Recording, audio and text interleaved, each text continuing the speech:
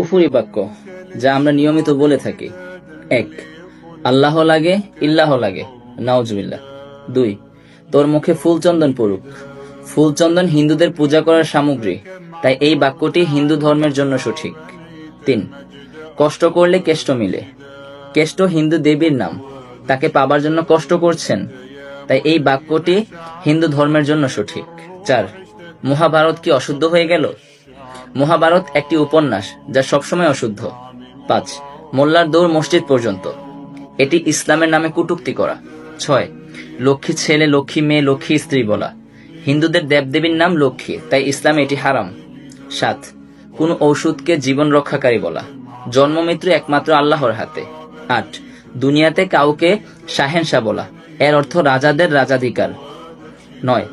নির্মল চরিত্র বোঝাতে ধোয়া তুলসী পাতা বলা, এটি অন ইসলামিক পরিভাষা বা হারাম। ১০. ইয়া খাজা বাবা, ইয়া গদিস, ইয়া কুতুব ইত্যাদি বলা, এটি শিরক, ইসলামের সবচেয়ে বড় পাপ। ১২. বিসমিল্লাহ গলত বলা, এটি সরাসরি কুফরি।